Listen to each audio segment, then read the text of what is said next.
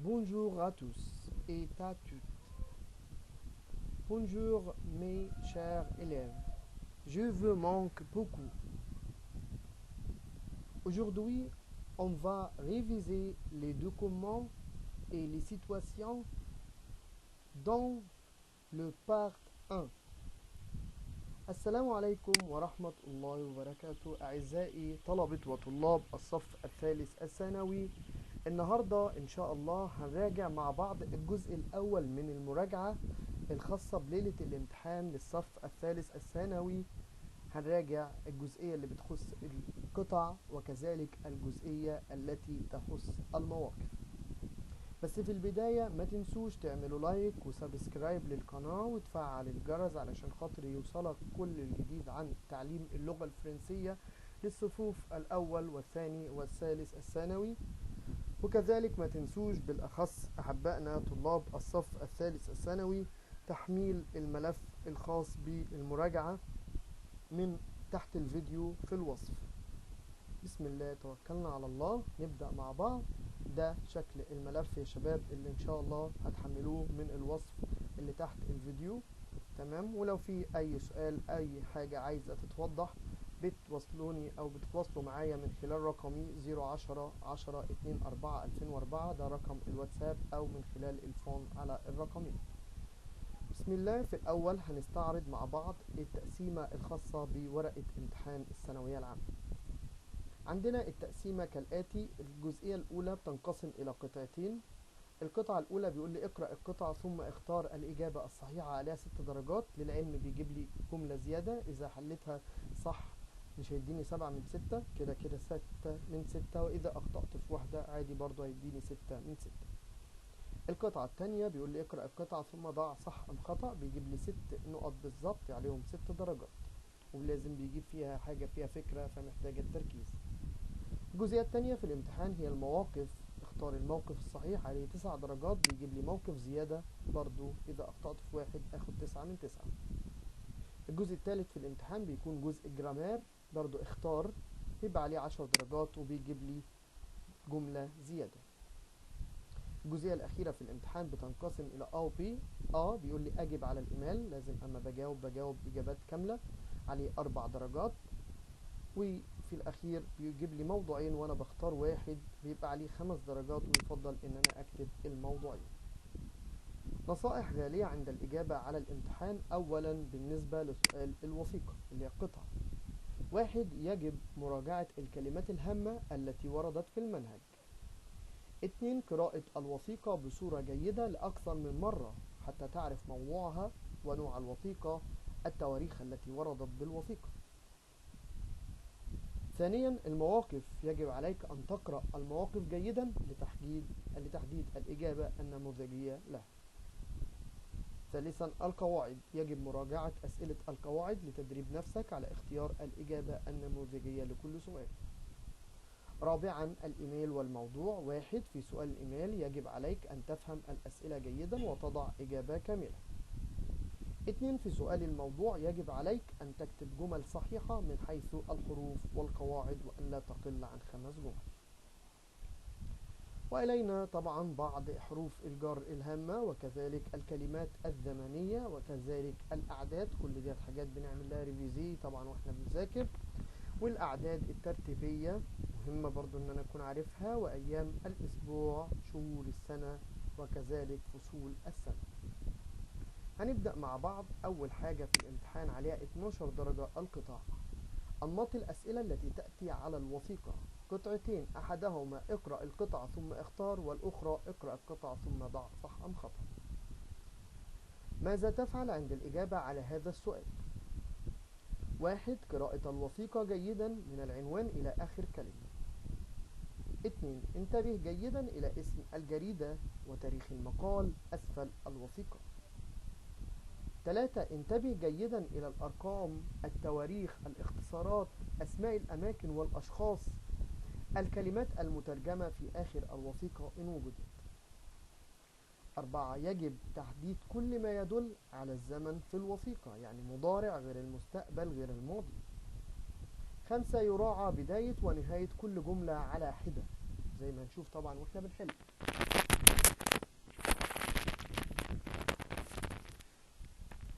رقم 6، يرجى في حالة الشك في الإجابة الرجوع إلى الوثيقة. أهم الأسئلة على الوثيقة كالآتي: Ce document dont، هذه القطعة تعطي des informations، معلومات، أغلبها بتبقى information، معلومات. 2 ce document est، هذه القطعة تكون un article de presse، مقال صحفي. بعرف إن هو مقال صحفي إذا كتب لي في آخر القطعة اسم جريدة. une enquête، تحقيق. تحقيق إزاي؟ مش تحقيق شرطة، تحقيق يعني بيجيب لي في البداية إيه رأيك في الرياضة، فكل واحد بيبدي رأيه في الوقت دوت، اسمه تحقيق. أو une lettre، خطاب بيبدأ بشي، شي، عزيزي أو عزيزتي. un dialogue، حوار. الحوار طبعا بيتم بيني وبين حد تاني من حيث مثلا المناقشة على موضوع ما. وفي الأخير une publicité، إعلان، والإعلان بيعلن عن منتج أو بيعلن عن رحلة. نمرة 3 بيقول لي ce document est tiré أو extrait d'un journal، هذه القطعة بتكون مأخوذة أو مستخرجة من جريدة. بص أنواع الجرائد معايا: le progrès égyptien أو le journal d'Égypte et un journal quotidien en français، تكون جريدة يومية باللغة الفرنسية. الأهرام إبدو باللغة الفرنسية، يعني يا شباب إن هي معمولة في مصر ومكتوبة بالفرنسية. الأهرام إبدو ولو بروجري ديمونش، النوعين دول من الجرائد. اي إبدومادير أون فرنسي، تكون أسبوعية بالفرنسية. لو موند، باريس سوار، لو فيغارو اي ان جورنال كوتيديان فرنسي، كل دول بتكون جريدة يومية فرنسية، يعني ديت فرنسية ومعمولة في فرنسا. لاحظ بعض التعبيرات التي نجدها تكون الإجابة خاطئة بنسبة كبيرة، زي كلمة مام اللي هي زي، تو، توت، تو، توت، الأربع أشكال دول معناهم كل. سول، وحيد. سولمون، فقط. يبقى لو شفنا أي حاجة من دول بتخلي الإجابة في الغالب في خطأ. 5 الجملة المنفية في الغالب تكون الإجابة خطأ. يلا بينا نبدأ مع بعض أول قطعة، وبرضو معاكم الملزمة وبنترجم ورايا.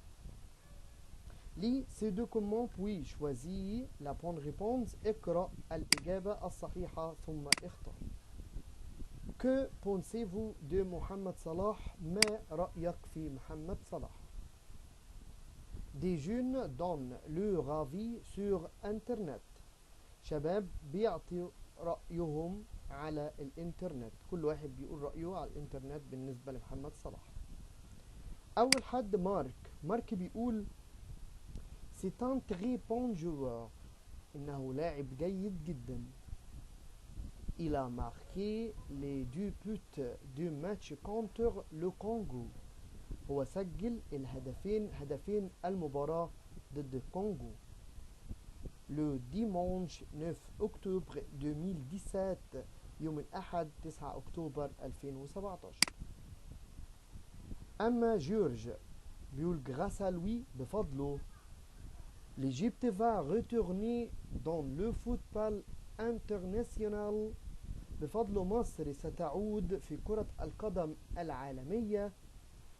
après plusieurs années d'absence، من بعد مرور أو من بعد سنوات عديدة من الغياب. ماكسيم بيقول وي tu as raison، أيوة أنت على حق. l'Égypte a joué au mondial 2 fois، مصر لعبت في المونديال مرتين. en 1934 et 1990 en Italie، لعبت مرتين، مرة سنة 34 ومرة سنة 90 في إيطاليا. et elle va jouer en Russie en 2018، وهتلعب في روسيا سنة 2018. توماس بيقول سي لا كرام دي لا كرام، أنه المجرم في مجاله، وده تعبير مجازي يعني بيبقى جامد جدا في مجاله. ce C'est une personne vraiment magnifique. إنه شخص حقا رائع. Il travaille dur. بيعمل بجد. Et les fans de زين الدين زيدان et de رونالدو. هو طبعا من معجبين بزين الدين زيدان وبرونالدو. Il a voulu devenir quelqu'un de spécial. هو أراد أن يصبح شخص ما سبيسيال خاص يعني متخصص et réaliser son rêve وأن يحقق حلمه. Il est devenu le meilleur joueur africain de cette année. أصبح أفضل لاعب أفريقي لهذا العام pendant une cérémonie organisée خلال احتفالية منظمة par la Confédération africaine de football à Accra au Ghana من خلال الاتحاد الأفريقي لكرة القدم بمدينة أكرا في دولة غانا. نبدأ مع بعض يا شباب الإجابات. نمرو 1 يقول لي سودو كومون إيه هذه القطعة تكون. هنقرأ ونترجم كله. أم ميساج إلكترونيك رسالة بريدية أو إلكترونية. أن فوران أونلاين منتدى أونلاين. أن كارت بوستال بطاقة بريدية. والإجابة الصحيحة أن فوران أونلاين منتدى أونلاين. جورج et مارك دون leur avis sur. جورج ومارك بيعطوا رأيهم عن un chanteur مغني. un médecin طبيب. un footballeur لاعب كرة. وطبعا الإجابة الصحيحة un footballeur لاعب كرة قدم. Numéro 3 le dimanche 9 octobre محمد صلاح a gagné. يوم الأحد 9 أكتوبر محمد صلاح فاز. غانا لو كونغو الإيطالي. وطبعا الإجابة الصحيحة فزنا على الكونغو. Numéro 4 l'Égypte va jouer au mondial cette année. مصر هتلعب في المونديال هذا العام. en إيطالي au غانا en روسي وطبعا في روسيا. Numéro 5 cette année هذا العام est devenu le meilleur joueur africain. أصبح أفضل لاعب كرة قدم أفريقي. طبعا زين الدين زيدان ولا رونالدو ولا صلاح. يبقى نقول محمد صلاح. Numéro 6 l'Égypte a participé fois au mondial. مصر شاركت نقط مرة في المونديال. une seule وحيدة مرة وحيدة. plus d'une أكثر من مرة. 6 والإجابة الصحيحة B plus d'une أكثر من مرة. Numéro 7 la Confédération africaine de football et الاتحاد الأفريقي لكرة القدم بيكون au كونغو في الكونغو. en Égypte في مصر. au غانا في غانا. وطبعا الإجابة الصحيحة غانا في دولة غانا. القطعة رقم 2 يا شباب لي سي دو كومون بوي شوازي لا بون ريبونز. اقرأ الإجابة الصحيحة ثم اختار.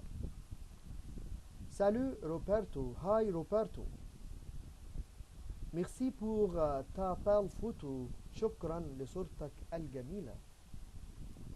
Tu parais très sympa avec ta tenue d'escalade. تبدو لطيف جدا بلبس التسلق بتاعك. Moi aussi أنا أيضا je fais de l'escalade à la montagne. أمارس التسلق في الجبل. mais pas toujours لكن ليس دائما. c'est seulement هذا فقط quand je vais chez mes grands-parents عندما أذهب عند جدودي. près des Alpes بالقرب من جبال الألب. en vacances d'été في أجازة الصيف. juillet août في شهر يوليو وأغسطس. en ce temps في هذا الجو أو في هذا الوقت. ma grand-mère me prépare des crêpes aux fraises. جدتي بتحضر لي فطائر بالفراولة. pour le petit déjeuner للفطار. l'après-midi بعد الظهر.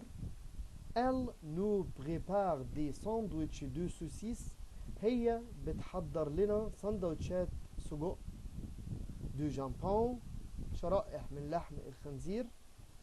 de fromage أو جبنة. avant d'escalader قبل أن نتسلق. avec ma cousine Julie مع بنت عمي جولي. Nous passons entre 3 ou 4 heures à grimper. بنقضي من بين 3 أو 4 ساعات في الصعود. En haut de la montagne في قمة الجبل. Nous restons 30 minutes. بنبقى أو نظل 30 دقيقة. pour prendre des sandwichs en poisson chaude لكي نتناول السندوتشات والمشروب الساخن. parce qu'il fait assez froid ولا لأن الجو بيكون إلى حد ما بارد هناك. à notre arrivée عند وصولنا. nous passons chez l'oncle جاد pour le dîner. بنعدي على العم جاد لكي نتعشى. le samedi et le dimanche السبت والأحد. je sors hors de la campagne بخرج خارج الريف. pour déjeuner avec ma cousine au restaurant عشان أتغدى مع بنت عمي في المطعم. لا هناك on offre des bons plats نقدم أطباق جيدة. mais j'adore la salade niçoise لكن أعشق السلطة النسواز. qui rassemble ces ingrédients التي تشمل هذه العناصر. de poisson سمك اللي هو de thon سمك تونة. des tomates طماطم. des oignons بصل. des olives زيتون. des œufs بيض et de l'huile d'olive وزيت زيتون. je sais que ton pays l'Italie أعرف إن بلدك إيطاليا est connu par les pizzas et les pâtés. et c'est vrai إنها معروفة بالبيتزا والمعجنات. هل هذا صحيح؟ أليكس طبعا هو اللي كتب الموضوع اللي قدامنا. النمرة 1 أليكس et Roberto vivant dans le même pays. أليكس وروبرتو بيعيشوا في نفس البلد. يقول لي نو روبرتو في اون ايطالي. لا روبرتو بيعيش في ايطاليا. وي ils vivent à la campagne. ايوه هم بيعيشوا في الريف. on ne sait pas مش عارفين. وطبعا الاجابه الاولى لا روبرتو بيعيش في ايطاليا. 2 أليكس في de l'escalade. أليكس يمارس التسلق une fois par semaine مرة شهريا. en vacances demi-année في أجازة نصف العام. في هنا غلطة سي بدل التي. quand il va chez ses grands-parents عندما يذهب عند الجدود. وطبعا دي الإجابة الصحيحة عندما يذهب إلى الجدود. numéro 3 pour le dîner أليكس le prend. بالنسبة للعشاء أليكس يتناول avec l'équipe d'escalade مع فريق التسلق. chez son oncle عند عمه. avec ses grands-parents مع جدوده. طبعا الإجابة الصحيحة عند عمه. numéro 4 l'après-midi la grand-mère prépare. بعد الظهر الجدة بتحضر des crêpes aux fraises فطائر فراولة. des sandwichs de saucisses سندوتشات سجق. لا سالاد نسواز ولا سلطة نسواز. الإجابة الصحيحة ب des sandwichs de saucisses. numéro 5 أليكس fait de l'escalade. أليكس يمارس التسلق avec sa cousine مع بنت عمه. avec روبرتو مع روبرتو. avec ses parents مع الوالدين. وطبعا الإجابة الصحيحة الأولى مع بنت عمه. numéro 6 combien de temps أليكس reste en haut de la montagne. كم عدد الوقت اللي أليكس بيظله أو بيخليه قاعد فيه على قمة الجبل. en demi-heure نص ساعة. une heure ساعة. un quart d'heure ربع ساعة. والإجابة طبعا الصحيحة الأولى بيقعد 30 دقيقة اللي هي نص ساعة. numéro 7 أليكس fait de l'escalade. أليكس يمارس التسلق chez ses grands-parents en vacances. عند جدوده في الأجازة الخاصة d'hiver بالشتاء، d'été الصيف، d'automne الخريف، والإجابة الصحيحة d'été في أجازة الصيف. وديت القطعة رقم 2. القطعة رقم 3 نترجم وما نزهقش. lis ces documents puis choisis la bonne réponse. اقرأ ثم اختار الإجابة الصحيحة. de ريشارد من ريشارد ريكو إلى ريكو. objet الموضوع بيتكلم عن ما journée comme joueur de foot يومياتي كلاعب كرة قدم. salut ريكو هاي ريكو. merci pour ta gentille invitation pour visiter ton pays. شكرا على دعوتك اللطيفة لزيارة بلدك البرازيل. Tu joues maintenant pour le club فلامينغو. انت بتلعب الآن لنادي فلامينغو. bon courage يا لها من شجاعة. ma journée dans le club يومي في النادي commence à 7h بيبدأ الساعة 7. avant l'entraînement قبل التدريب je me lève à 5h30 أنا بصحى الساعة 5:30. je me douche باخد دش. prends mon petit déjeuner أتناول فطاري. des œufs بالطين avec une tasse de lait مع كوب من اللبن. j'arrive au club avant 7h أصل إلى النادي قبل الساعة 7. l'entraînement commence par une course à pied. التدريب بيبدأ بسباق للمشي pour 20 minutes لرياضة المشي لمدة 20 دقيقة. puis ثم on fait des exercices avec l'entraîneur de la forme physique. ثم نقوم بالتدريبات مع المدرب الخاص بالأحمال. les joueurs passent les ballons. اللاعبين بيمرروا الكرات pour 30 minutes لمدة 30 دقيقة. et se divisent en 2 équipes وبننقسم لفرقتين. le directeur technique nous donne quelques recommandations avant de commencer un match de 90 minutes. المدير الفني يعطينا بعض الطلبات أو التعليمات قبل أن نبدأ مباراة 90 دقيقة. on termine l'entraînement à 10h بننهي التدريب الساعة 10. on reprend l'entraînement à 15h بنعيد التدريب تاني الساعة 15 يعني الساعة 3 بعد الظهر pour 3h لمدة 3 ساعات. on se prépare bien بنحضر كويس pour le match final de tournoi للمباراة النهائية في الدوري contre le club de Nice ضد فريق نيس. le samedi c'est congé يوم السبت ده بيكون أجازة. j'ai fait de l'escalade أمارس التسلق avec le copain à la montagne مع أصحابي في الجبل. j'adore أعشق هذا بيز قبلاتي. numéro 1 le document présente القطعة تقدم un sondage استطلاع للرأي.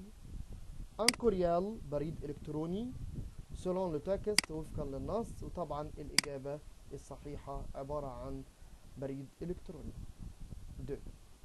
2 ريتشارد بيكون joueur de foot لاعب كرة قدم. grimpeur قافز. nageur سباح. طبعا الإجابة الصحيحة لاعب لكرة القدم. numéro 3 ريتشارد s'entraîne par jour. ريتشارد بيتدرب نقط يوميا. une seule fois مرة واحدة. 2 fois مرتين. 3 fois 3 مرات. وطبعا الإجابة الصحيحة 2 fois مرتين. numéro 4 dans le texte ريتشارد raconte في النص ريتشارد بيحكي ses vacances dernières أجازته الماضية. ses activités quotidiennes أنشطته اليومية. sa visite au Brésil زيارته للبرازيل. وطبعا هو بيحكي عن الأنشطة اليومية. numéro 5 le samedi ريتشارد passe sa journée. يوم السبت ريتشارد بيقضي يومه sur le terrain de foot على ملعب الكرة. à grimper la montagne في القفز للجبل أو صعود الجبل. chez son ami brésilien ريكو عند صديقه البرازيلي ريكو. طبعا في السبت بيروح يعمل اسكلاد وديت الإجابة الصحيحة. نمرو 6 ريشارد commence l'entraînement par ريشارد بيبدأ التدريب ب des exercices de forme physique تدريبات جسدية للأحمال الجسدية. un match en deux équipes مباراة لفرقتين. en course à pied سباق المشي وهي دي الإجابة الصحيحة. نمرو 7 ريشارد سوليف ريشارد بيصحى توت بدري. تارد متأخر تري تارد متأخر جدا وطبعا ريشارد بيصحى بدري خالص. ده النوع الأول من القطع. النوع الثاني من القطع اقرأ القطعة ثم ضع صح أم خطأ. Vous recevez ce message sur votre ordinateur. تستقبل هذه الرسالة على الكمبيوتر الخاص بك. Salut à tous et à toutes. هاي للجميع ولاد وبنات. Enfin, c'est la fin de cours. أخيرا إنها نهاية المحاضرات. Fini l'examen. انتهت الامتحانات. Fini le prof. خلصت المدرسين. Fini le devoir. نهاية الواجبات. On va faire en fête déguisée. سنقوم بعمل حفلة تنكرية.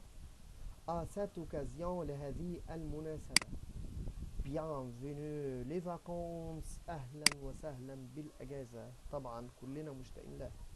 احنا كمدرسين عشناها كتير. Ce week-end في الويك اند ده. On va partir à ma maison de campagne. سنرحل إلى منزلي في الريف.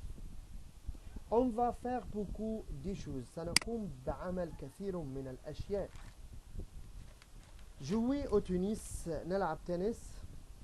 au volley فولي بول كرة الطايرة. au بينج بونج والبينج بونج. faire de VTT ركوب الدراجات. dans les chambres في الحقول. faire de la natation ممارسة السباحة. il y a une piscine يوجد بيسين في البيت بتاعهم في الريف. jouer avec les animaux dans la ferme de mes grands-parents. أن ألعب مع الحيوانات في مزرعة جدودي. apporter des raquettes de tennis. احضروا معاكم مضارب التنس. دي بينج بونج والبينج بونج. دي بال والكرات الصغيرة. فو مايو دو بان وزي السباحة. دي سي دي وسيديات للموسيقى. On va passer notre week-end à danser et à se raconter des projets après le bac. سنقضي الويك اند الخاص بنا في الرقص وفي أننا نحكي مشروعات مما بعد الثانوية العامة. Si vous voulez venir لو عايزين تيجوا envoyez-moi un mail ou téléphonez-moi et dis-moi. ابعتوا لي ميل أو اتصلوا بيا وقولوا لي ce que vous apportez ماذا أنتم تحضروا. et surtout وبالأخص comment vous pouvez aller à la campagne كيف تستطيعوا أن تذهبوا إلى الريف. bisous votre organisatrice préférée سارة. منظمتكم المفضلة سارة. numéro 1 le document présente une lettre familiale. القطعة تقدم خطاب أسري. الإجابة الأولى ف خطأ. 2 ce message est adressé uniquement à un ami. هذه الرسالة موجهة بشكل فريد إلى صديق. الإجابة الثانية ف خطأ. numéro 3 à la campagne في الريف on peut voir des films au cinéma. نستطيع أن نرى أفلام في السينما. طبعا ف لأن الريف ما فيهوش أصلا سينما. numéro 4 si on accepte l'invitation on doit téléphoner à Sarah. لو قبلت الدعوة لازم نتصل بسارة. طبعا vrai لأنها المنظمة organisatrice. numéro 5 à la campagne on peut nager dans le lac. في الريف نستطيع أن نعوم في البحيرة. الإجابة numéro 5 هنقول vrai non feu لأنه هو قال في البسين. numéro 6 les copains vont parler de leur avenir pendant ce temps. الأصدقاء هيتكلموا عن مستقبلهم أثناء هذا الوقت، والإجابة طبعا فري، لأن قال هنتكلم عن مشروعاتنا فيما بعد الثانوية العامة. القطعة نمرو 5 فري أو فو برضو. Les animaux domestiques de la ferme. الحيوانات الأليفة في المزرعة. Les animaux sont partout dans la planète. الحيوانات تكون في كل مكان في الكوكب. Dans le في الماء. Sur la terre على الأرض. Dans le ciel في السماء. On les divise. احنا بنقسمهم en deux catégories إلى فئتين. Les animaux sauvages et les animaux domestiques. الحيوانات المتوحشة والحيوانات الأليفة. Quelques fermiers بعض المزارعين élèvent les abeilles pour le miel naturel. بيربوا النحل للعسل الطبيعي. Le bœuf الجواميس. vache البقر. poulet الفراخ. dinde الديك الرومي. et bien d'autres animaux بالتأكيد حيوانات أخرى sont élevés pour leur viande بتتربى من أجل لحومهم. leur lait لبنهم. ou leur œuf أو للبيض الخاص بهم. ils sont nourris هي بتتغذى الحيوانات دي avec des graines بالبذور et même des restes des aliments وكذلك تظل مأكولات de la famille de fermier أسرة المزارع. le fermier utilise المزارع بيستخدم le cheval الحصان ou l'âne أو الحمار pour le transport ou le labourage champ علشان ينقل أو يحرث الحقول. le chien est domestique الكلب يكون أليف mais très utilisé لكن بيكون مستخدم جدا pour les fermiers للمزارعين et gardien de moutons وحراسة الخراف الخرفان يعني إلي un bon gardien ويكون حارس جيد. le chat est utilisé القطة بتكون مستخدمة pour chasser aux autres petits animaux عشان تصطاد الحيوانات الصغيرة الأخرى indésirable الغير مرغوب فيها comme les souris مثل الفئران. choisis vrai ou faux اختار صح أو غلط. numéro 1 la vache est un animal domestique البقرة بتكون حيوان أليف طبعا الإجابة vrai صح. 2 on élève les souris dans la ferme بنربي الفئران في المزرعة الإجابة في خطأ. numéro 3 le chien garde les maisons et des fermes الكلب بيحرس المنازل والمزارع وطبعا الإجابة vrai صح. 4 le chat produit des œufs القطة بتدي بيض طبعا القطة مش بتبيض يبقى الإجابة في خطأ. numéro 5 il y a deux catégories pour les animaux يوجد فئتين للحيوانات الإجابة فري اللي هي دومستيك وسوفاج أليفة متوحشة.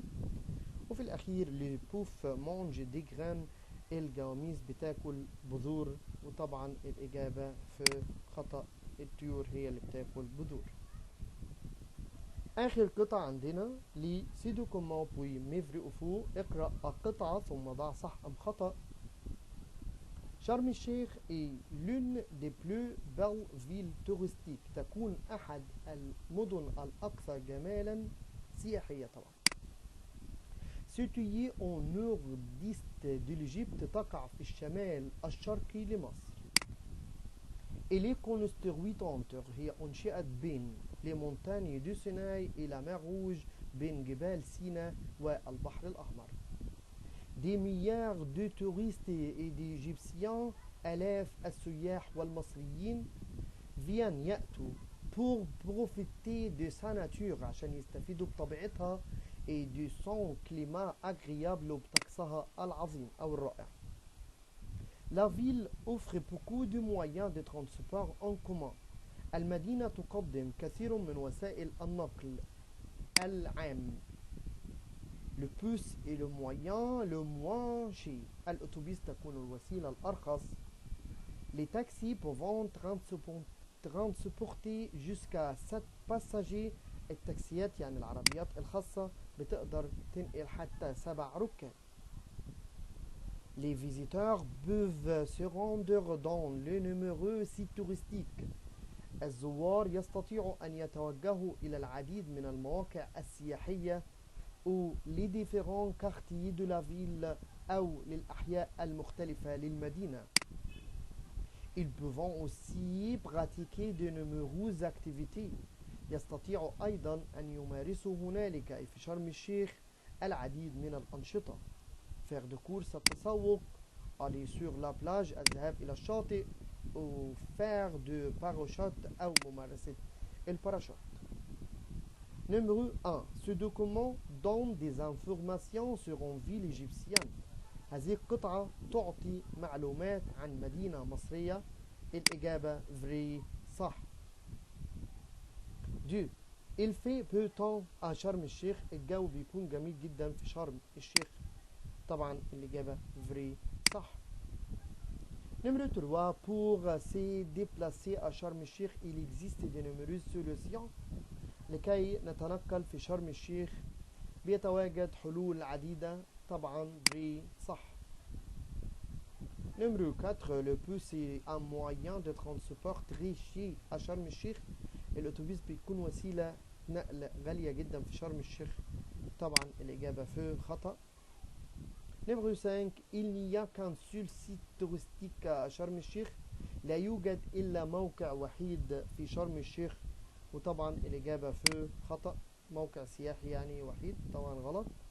Numéro 6. On peut faire beaucoup de promenades à شرم الشيخ. نستطيع أن نقوم بكثير من النزه أو الفسح في شرم الشيخ. والإجابة vrai صح. ده الجزء الأول يا شباب من الامتحان بتاعنا اللي عليه 12 درجة. الجزء الثاني هو جزء السيتواسيون، وجزء السيتواسيون عليه 9 درجات. أهم حاجة طبعا أكون عارف مفاتيح الإجابة على سؤال المواقف اللي هي قدامنا ديت، لأن من خلالها هقدر أفهم الموقف الصحيح. عندنا مع بعض 90 جملة من المواقف المتنوعة على الثلاث وحدات المقررين علينا. هنبدأ مع بعض، هنترجم برضو ونختار الإجابة الصحيحة. Numéro 1. Vous demandez à votre ami l'heure de match, il dit. تسأل زميلك عن موعد المباراة وهو يقول. Oui le match، أين تكون المباراة؟ À quelle heure est le match؟ في أي ساعة تكون المباراة؟ Le match commence à 7 heures. المباراة بتبدأ الساعة 7 مساء، وهي ديت الإجابة الصحيحة. Numéro 2. Vous demandez à votre ami où il fait du tennis, il dit. تسأل زميلك أين يمارس التنس وهو يقول. À la plage في الشاطئ. Dans la rue في الشارع. Sur le court بملعب التنس، وطبعا هي دي الإجابة الصحيحة. Numéro 3. Votre copain vous demande. زميلك بيسألك. Pourquoi vous allez au gymnase, vous dit. لماذا تذهب إلى صالة الألعاب؟ وأنت تقول. Pour faire du ski. السكي طبعا بيبقى على مونتاني في الجبل. Pour faire du basket عشان ألعب باسكت، وطبعا دي الإجابة الصحيحة. Pour faire du football الفوتبول بتلعب أستاذ أو هنقول sur le terrain. Numéro 4. Vous demandez à votre ami la profession de son père, vous dit. تسأل زميلك عن مهنة باباه وأنت تقول. Je souhaite être arbitre. أتمنى أن أكون حكم. Quelle est la profession de ton père؟ ما تكون مهنة أبوك؟ وهي ديت الإجابة الصحيحة. Il est un arbitre international. هو بيكون حكم دولي، وطبعا الإجابة الصحيحة اللي احنا علمنا عليها. Numéro 5. Vous demandez à votre ami de quoi on a besoin pour faire de l'équitation, il dit. تسأل صديقك ماذا نحتاج لممارسة الفروسية وهو يقول. On a besoin d'un vélo. بنحتاج عجلة. طبعا غلط. On a besoin d'un cheval. بنحتاج حصان، وهي دي الإجابة الصحيحة. On a besoin d'un ballon. بنحتاج كرة كبيرة، وطبعا الإجابة الصحيحة اللي في النص. Numéro 6, votre ami vous demande pourquoi vous allez à la patinoire vous dit. زميلك بيسألك لماذا تذهب إلى ساحة التزحلق وأنت تقول. pour faire du patin لممارسة التزحلق على الجليد وهي دي الإجابة الصحيحة. pour faire du golf لممارسة الجولف. pour faire de la boxe لممارسة الملاكمة. Numéro 7. Votre ami vous demande ce qu'on a besoin pour faire du ski surf vous dit. زميلك بيسألك ماذا نحتاج لممارسة ركوب الأمواج وأنت تقول. On a besoin de planche بنحتاج لوح من الخشب وهي دي الإجابة الصحيحة. On a besoin de corde بنحتاج حبل ودوت مع الإسكولاد التسلق. On a besoin de racket بنحتاج مضارب ودوت مع التنس. Numéro 8. Vous demandez à votre ami où ses parents vont pour faire le cours il dit. تسأل زميلك أين الوالدين يذهبوا للتسوق وهو يقول. au marché إلى السوق وهي دي الإجابة الصحيحة. كلوب النادي كافيه القهوة. Numéro 9. Vous demandez le prix de pain au vendeur vous dit. تسأل عن سعر الخبز للبياع وبتقول له 3 باجيت سي كومبيان 3 فينو بكام وهي دي الإجابة الصحيحة. très bien voilà جيد جدا ها هو. vous avez du pain عندك عيش طبعا الإجابة اللي علمنا عليها الأولى. Numéro 10. Votre ami vous demande les moutons vivent vous dit. زميلك بيسألك أين تعيش الخرفان وأنت تقول dans l'écurie. الإكوري اللي هو الاسطبل بتاع الحصان. dans l'étable وديت الزريبة اللي بتخص البقرة والجاموسة. dans la bergerie وديت حظيرة تخص الخروف والمعزة وهي دي الإجابة الصحيحة. Numéro 11. Votre ami vous demande le lapin c'est quoi vous dit. زميلك بيسألك ماذا يعني الأرنب وأنت تقول c'est un animal domestique إنه حيوان أليف ودي إجابة صحيحة. c'est un petit oiseau إنه عصفور صغير ولا c'est un animal sauvage إنه حيوان متوحش وطبعا الإجابة الأولى. 12. Un copain vous demande d'écrire votre chambre vous dit. صديق بيسألك أو بيطلب منك أن تصف غرفتك وأنت تقول il y a une cuisinière يوجد بها بوتاجاز. il y a une douche يوجد بها دش. il y a une armoire يوجد بها دولاب وهي دي الإجابة الصحيحة يوجد بها دولاب. Numéro 13. Vous demandez à un ami français comment on peut aller au musée de Louvre et il vous dit. تسأل صديقك الفرنسي كيف نستطيع أن نذهب إلى متحف اللوفر وهو يقول لك à 11h الساعة 11 par le métro بالمترو ودي الإجابة الصحيحة. en vacances في الأجازة. Numéro 14. Pour demander à un ami la profession de son père vous dit. لكي تسأل صديقك عن مهنة الأب تقول que fait ton père ماذا يعمل والدك هي دي الإجابة الصحيحة. d'où vient ton père من أين يأتي والدك. de quelle origine est ton père من أي أصل يكون والدك. 15. Vous demandez à un copain où on va pour faire de la natation il vous répond. تسأل صديقك أين نذهب لممارسة السباحة وهو يقول لك à la montagne الجبل. à la campagne الريف طبعا الإجابة à la mer البحر. 16. Vous demandez à votre copain son avis sur l'avion vous dit. تسأل زميلك عن رأيه في الطيارة وأنت تقول quand arrive l'avion متى تصل الطائرة.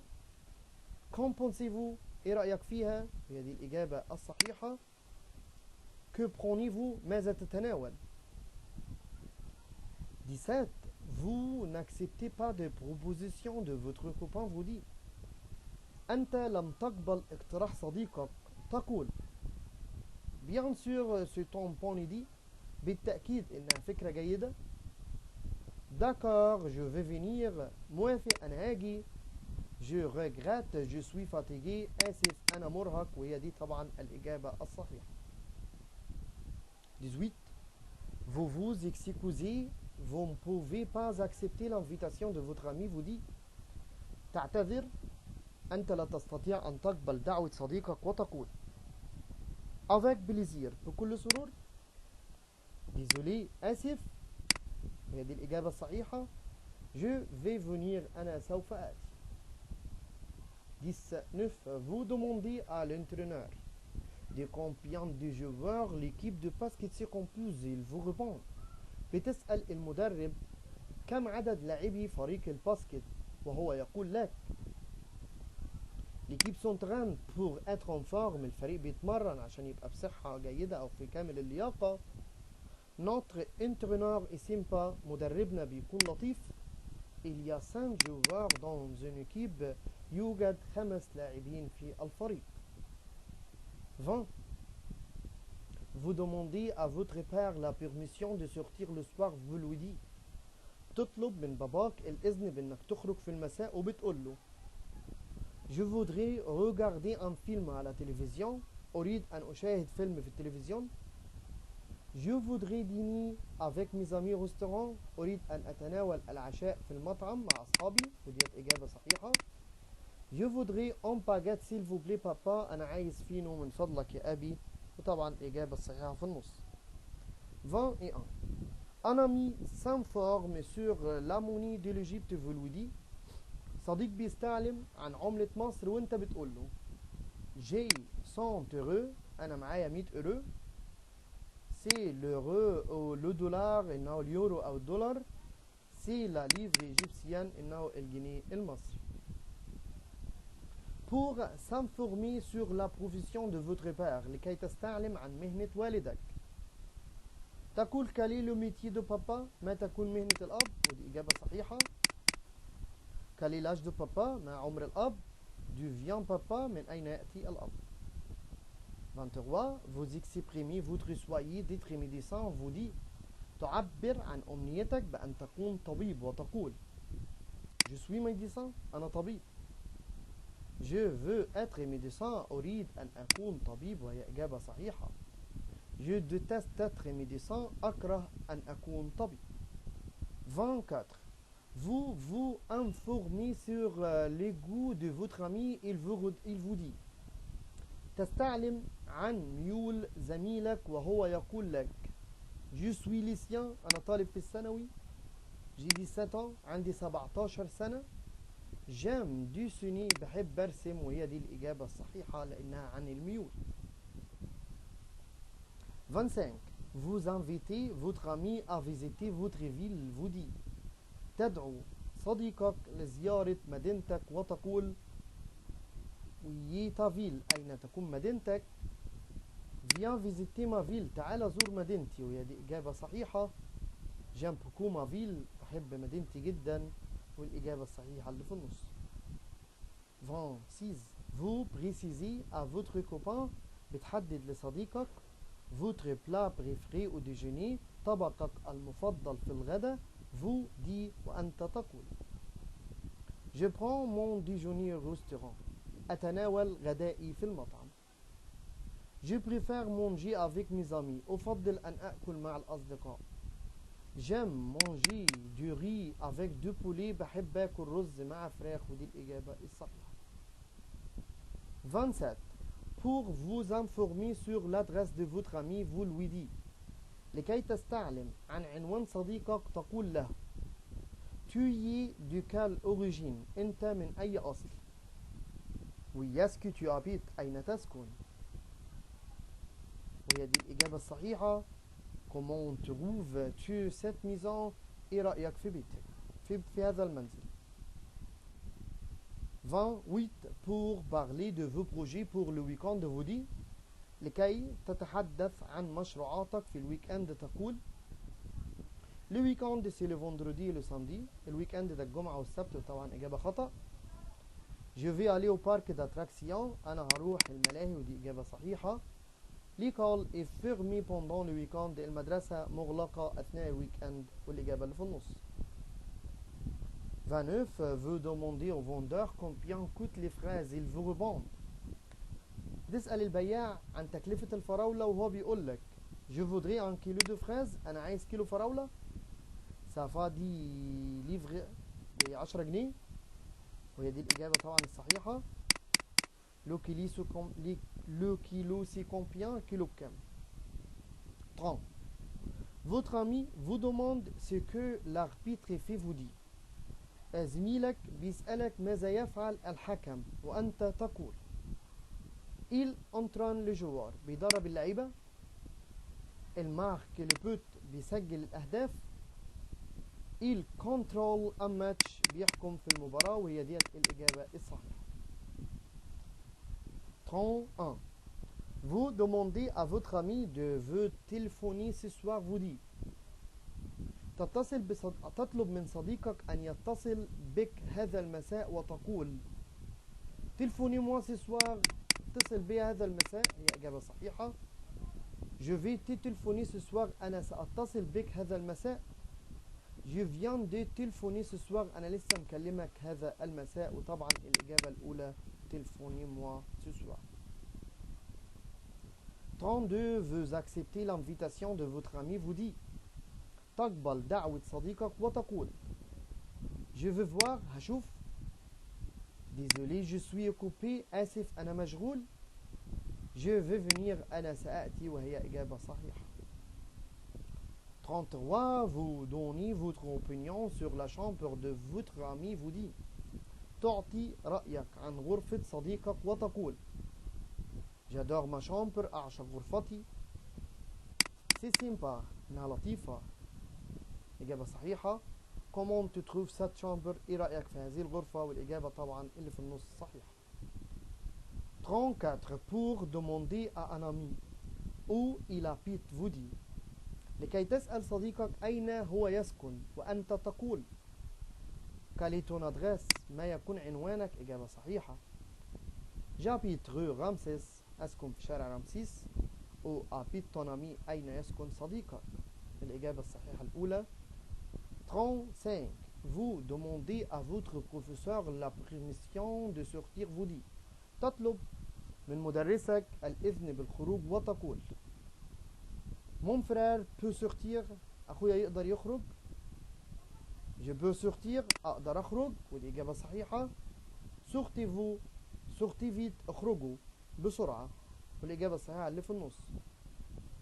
36. Pour vous informer sur la matière d'un vêtement vous dit.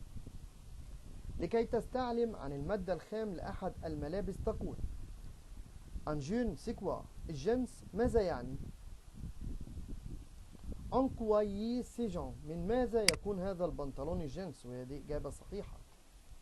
C'est un jean à rayures، إنه بنطلون جنس à rayures مقلم.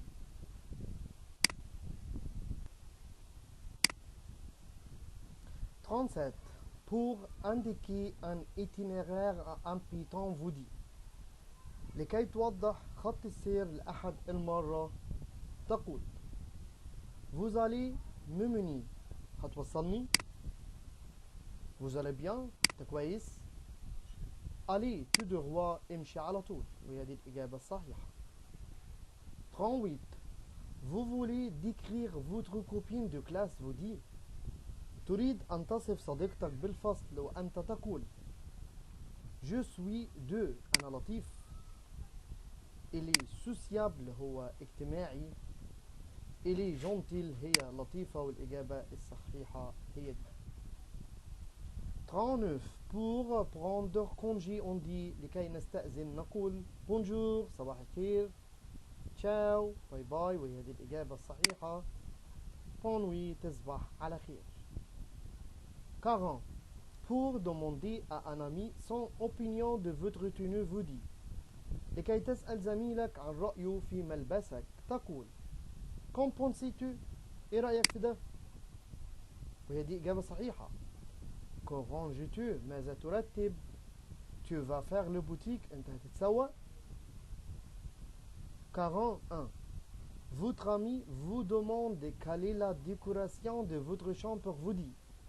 زميلك بيسألك ما يكون الديكور الخاص بغرفتك وأنت تقول Dans ma chambre il y a un lit et un armoire، في غرفتي يوجد سرير ودولاب.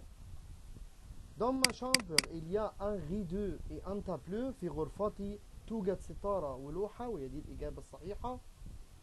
Je viens de finir la décoration de ma chambre. أنا لسه مخلص الديكور الخاص بغرفتي. 42. Pour donner votre opinion à votre ami sur son pull vous dit. لكي تعطي رأيك إلى صديقك عن البلوفر تقول c'est très joli، إنه جميل جدا، ودي إجابة صحيحة. Le pull est un vêtement، البلوفر بيكون ملبس. Je veux acheter un pull، أنا أريد أن أشتري بلوفر. 43. Vous demandez à un copain ce qu'il fait à la ferme il dit. تسأل صديقك ماذا يفعل في المزرعة وهو يقول j'ai fait de la natation، السباحة، de l'escalade، التسلق، je donne à manger au lapin، بأكل الأرانب، إجابة صحيحة. 44. Le boulanger vous demande ce que vous voulez vous dit. الخباز يسألك ماذا تريد وأنت تقول 2 كيلو d'orange، 2 كيلو برتقال. un baguette، فينو، هذه إجابة صحيحة طبعا. une bouteille de minéral، إزازة مية معدنية، وطبعا إجابة خاطئة. 45. Pour s'informer sur le climat vous dit، لكي تستعلم عن الطقس تقول quelle heure est-il maintenant، الساعة كام الآن. quel temps fait-il aujourd'hui، ما يكون الطقس اليوم، ودي إجابة صحيحة. que fait-il aujourd'hui، ماذا تفعل اليوم. 46. Pour parler de votre emploi de temps vous dit، لكي تتحدث عن الطقس، لكي تتحدث عن جدول المواعيد تقول j'aime beaucoup les maths، بحب المات قوي. le lundi j'ai 2 cours de maths، يوم الاثنين أنا عندي حصتين رياضيات، هي دي إجابة صحيحة لأنه بيتكلم عن مواعيد. le week-end je ne vais pas au lycée، في الويك اند مش بروح المدرسة. 47. Vous demandez à un ami ce qu'il boit au petit déjeuner، il répond. تسأل زميلك ماذا يشرب في الفطار وهو يقول du lait، لبن، إجابة صحيحة طبعا. des légumes، خضار. des céréales، حبوب. 48.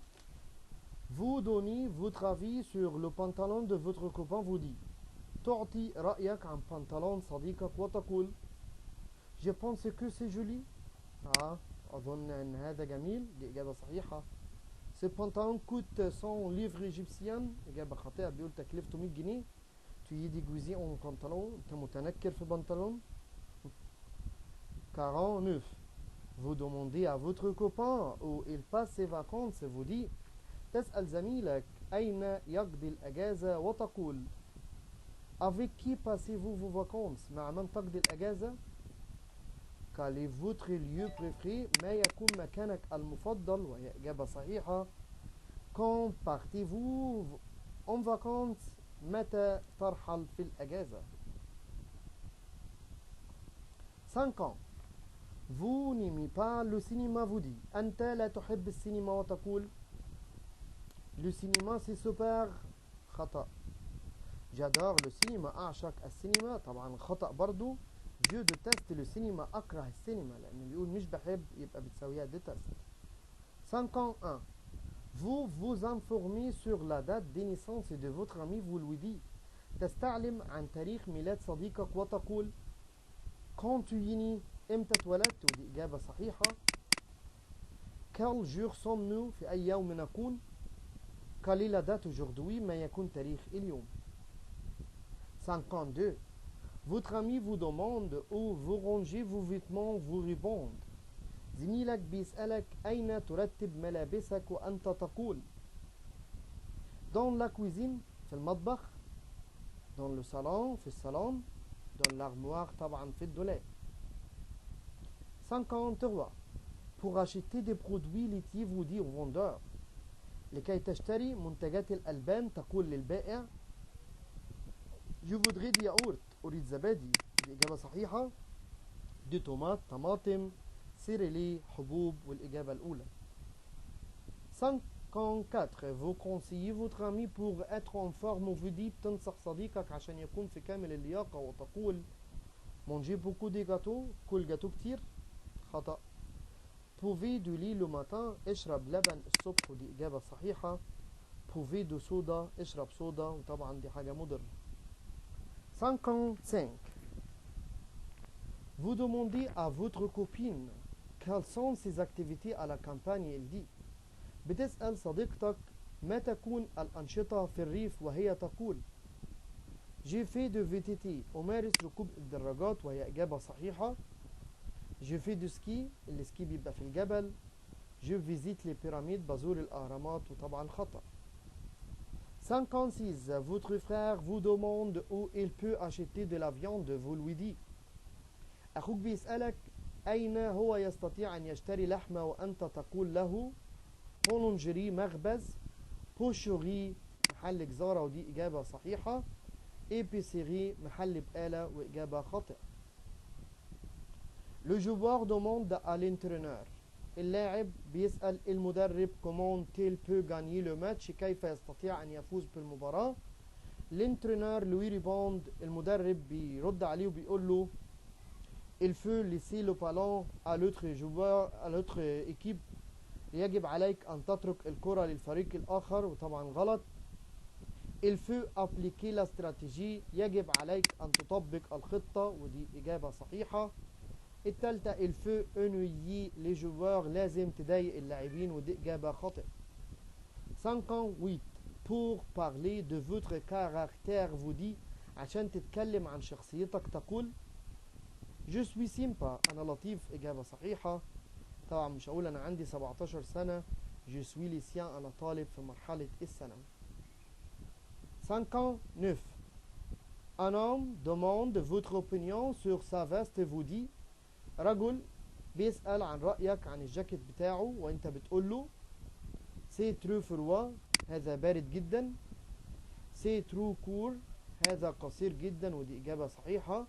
c'est trop chaud هذا حار جدا. 60. vous êtes contre le sport extrême vous dit à votre copain انت ضد الألعاب الخطرة وبتقول لصديقك je trouve l'escalade très dangereuse أجد أن التسلق خطير جدا ودي إجابة صحيحة. j'aime faire de l'escalade بحب أمارس التسلق. je déteste le sport classique أكره الرياضات التقليدية. 61. à la pâtisserie vous voulez acheter des glaces la vendeuse dit في محل الحلواني تريد أن تشتري آيس كريم والبائعة تقول je voudrais une glace à l'ananas s'il vous plaît أريد آيس كريم أناناس من فضلك. خطأ. bien sûr vous voulez à quel parfum بالتأكيد أي طعم تريد ودي إجابة صحيحة. j'hésite entre la vanille la fraise أنا محتار بين الفانيليا والفراولة والإجابة اللي في النص. 62. avez refusé l'invitation de votre copain à son championnat au hand vous dit بترفض دعوة صديقك لبطولة كرة اليد وبتقول له attends moi je vais venir استناني هاجي. je dois aller chez le dentiste لازم أروح عند طبيب الأسنان. bien sûr je suis prêt بالتأكيد أنا جاهز وهنا ده الاعتذار لأنه ذكر سبب. 63. pour décrire à un ami votre quartier vous dit لكي تصف إلى صديقك حيك السكني تقول tournez à droite لف يمين c'est mon quartier هذا حي السكني. il est moderne إنه حديث وهي إجابة صحيحة. 64. vous vous informez sur le prix d'un robe vous dit تستعلم عن سعر فستان وتقول avez-vous un robe court عندكم فستان قصير. cette robe c'est combien بكام الفستان ده ودي إجابة صحيحة. c'est quelle taille إنه أي مقاس. 65. vous demandez à votre copain quel animal il préfère il vous dit تسأل زميلك أي حيوان هو يفضل وهو يقول لك le lapin mange des carottes الأرنب بياكل الجزر. Bien sûr le cheval et la jument. بالتأكيد الحصان والفرسة ودي إجابة صحيحة. Je donne à manger aux animaux. أنا بأكل الحيوانات. 66. Vous exprimez vos goûts scolaires. Vous dites تعبر عن ميولك الدراسي وتقول Je fais du hockey. أمارس الهوكي. Je vais au théâtre. أذهب إلى المسرح. J'aime les sciences. بحب العلوم وهي دي إجابة صحيحة. 67. Vous conseillez votre frère pour traverser la rue. Vous dites تنصح أخوك لكي يعبر الشارع وتقول marche sur le trottoir. امشي على الرصيف وده مش عبور. أما في attention au feu انتبه إلى الإشارة ودي إجابة صحيحة. marche sans faire attention. امشي بدون الانتباه وطبعا ده أنت بتتخلص منه. 68. Vous décrivez votre chambre. Vous dites تصف غرفتك وبتقول Je partage avec mon frère une chambre. أشارك مع أخي في غرفة. Venez voir ma chambre. تعال شوف غرفتي. Elle est grande ma chambre. إنها كبيرة غرفتي وهي دي الإجابة الصحيحة. 69. Votre ami s'informe sur le lieu où vous passez vos vacances. Vous lui dites صديقك بيستعلم عن المكان حيث تقضي أجازتك وأنت تقول La mer et la plage c'est horrible. البحر والشاطئ هذا فظيع. La campagne c'est agréable. الريف إنه رائع ودي الإجابة الصحيحة. Je déteste faire de surf. أكره ركوب الأمواج ودي إجابة خاطئة. 70. Votre copain vous demande quel sport on pratique avec des gants. Vous lui dites زميلك بيسألك أي رياضة نمارسها بالقفازات وأنت تقول له الجودو ولا السباحة ولا الملاكمة. طبعا الملاكمة. 71. Votre sœur n'est pas prête à aller avec vous au gymnase. أختك لم تكن جاهزة لكي تذهب معك إلى صالة الألعاب. Vous allez être en retard. وانت هتتأخر. Vous lui dites بتقول لها dépêche-toi. أسرعي ودي إجابة صحيحة. Ne t'inquiète pas. لا تقلق. Je suis content de toi. أنا مبسوط منك. Vous refusez l'invitation de votre copain à manger des pâtés. Vous dites ترفض دعوة صديقك لكي تأكل معجنات وتقول j'adore les pâtés. أعشق المعجنات. Je n'ai pas faim. أنا مش جعان. au rayon des pâtés. في قسم المعجنات.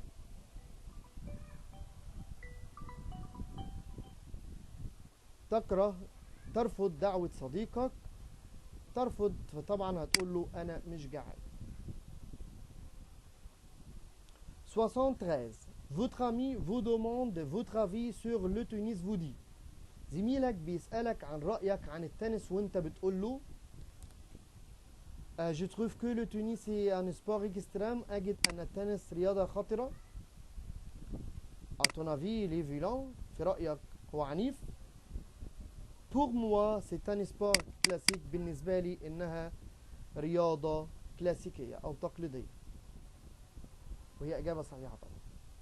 74. Votre ami vous demande pourquoi vous allez sur le terrain. Vous dit زميلك بيسألك لماذا تذهب إلى أرض الملعب وأنت تقول تونس. التنس دوت لملعب اسمه كورت.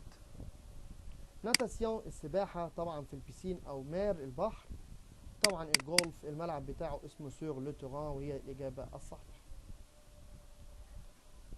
75. Le prof te demande si tu ne comprends pas la leçon. Tu dis المدرس بيسألك هل أنت لم تفهم الدرس وأنت تقول s'il vous plaît la matière de ces t-shirts est en coton. من فضلك مادة التيشيرت بتكون من القطن. oh là là il est très facile. oh là là إنه سهل جدا. s'il vous plaît je ne comprends pas il est difficile.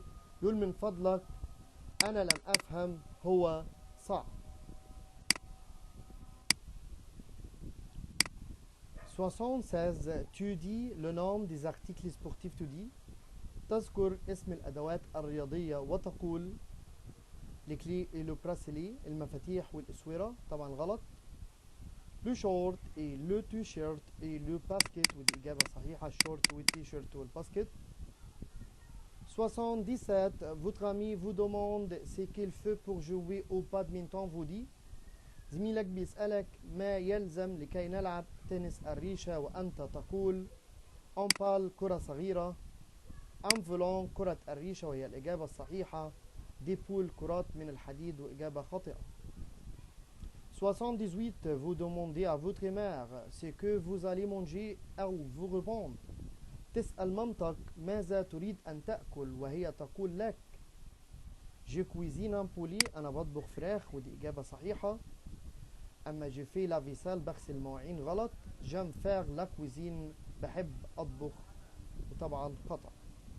79 vous demandez à votre copain son sport classique préféré il dit تسأل زميلك عن الرياضة التقليدية المفضلة وهو يقول j'aime le deltaplon بحب الطيران الشراعي وطبعا غلط ده من الرياضات الخطرة.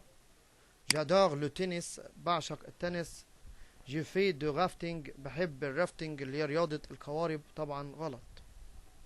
80 vous ne préférez pas les sports de glisse vous dit أنت لا تفضل رياضات التزحلق وتقول j'admire le ski et la luge بحب رياضات التزحلق طبعا غلط. je déteste skier بكره التزحلق. je préfère faire du roulis أحب أن أمارس رياضات الرولي أو السكي طبعا الإجابة اللي في النص. 81 un ami vous demande ce sont tes clés vous dit صديق بيسألك هذه مفاتيحك وأنت تقول non c'est mes clés لا إنها مفاتيحي طبعا غلط. non c'est les clés de mon père لا دي مفاتيح بابايا وهي دي الإجابة الصحيحة. ce sont mes clés هذه تكون مفاتيحي لازم الإجابة تجاوب تبدأ بوي أو بنون. 82 votre ami vous demande pourquoi vous ne voulez pas manger vous dit صديقك بيسألك لماذا لا تريد أن تأكل وأنت تقول parce que j'ai faim لأني جعان parce que j'ai soif لأني عطشان parce que je n'ai plus faim لأني لم أعد أشعر بالجوع وهي إجابة صحيحة. 83 votre ami vous demande les haricots verts c'est quoi vous dit زميلك بيسألك ماذا تعني الفاصوليا الخضراء وأنت تقول c'est un fruit إنها فاكهة c'est un légume إنها خضار c'est une poisson ده مشروب وطبعا légume خضار.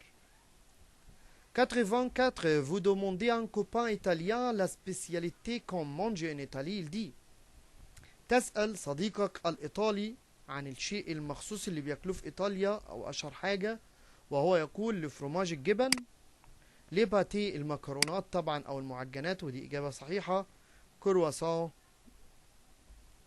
85 votre ami vous demande ce que vous prenez au petit déjeuner il dit زميلك بيسألك ماذا تتناول في الفطار وهو يقول combien de كم عدد لا طبعا. qu'est-ce que vous aimez manger au petit déjeuner ماذا تحب أن تأكل في الفطار. 86 vous demandez à un copain ce qu'on achète au rayon produits laitiers il dit تسأل صديقك ماذا نشتري من قسم منتجات الألبان وهو يقول du yaourt et du fromage جبنة وزبادي ودي إجابة صحيحة. 87 vous demandez à votre ami d'aller avec vous au supermarché vous dit بتطلب من صديقك أن يذهب معك إلى السوبر ماركت وتقول peux-tu aller avec moi au supermarché تقدر تروح معايا السوبر ماركت إجابة صحيحة. 88 vous demandez à un copain oui il dit تسأل صديقك أين هو يكون وهو يقول je suis pharmacien أنا صيدلي je suis à la pharmacie أنا في الصيدلية وهي دي الإجابة الصحيحة. 89 vous demandez à un copain ce qu'il mange au goûter il vous dit تسأل صديقك ماذا يأكل في الوجبة الخفيفة وهو يقول لك Je prends des biscuits et un fruit. أتناول بسكوت وفاكهة، ودي إجابة صحيحة. وآخر حاجة votre ami vous demande pourquoi vous fermez la fenêtre vous lui dites. زميلك بيسألك لماذا بتقفل الشباك وانت بتقول له car il fait chaud لأن الجو حر. غلط طبعا. tu fais quoi ماذا تفعل. car il y a des moustiques dehors لأن في دبان في الخارج، ودي الإجابة الصحيحة. كده خلصنا الجزء الأول من المراجعة بتاعتنا يا شباب. انتظروا معايا الجزء الثاني إن شاء الله، تابعوه على الحلقة على القناة بتاعتنا. أتمنى التوفيق للجميع، وما تنسوش تعملوا داونلود للملزمة اللي هي موجودة إن شاء الله في الوصف بتاع الفيديو. وما ننساش يا شباب ان العمل دوت خالص لوجه الله تعالى. اتمنى منكم الدعاء، واتمنى لكم باذن الله التوفيق والسداد والحصول على الدرجة النهائية. والسلام عليكم ورحمة الله وبركاته.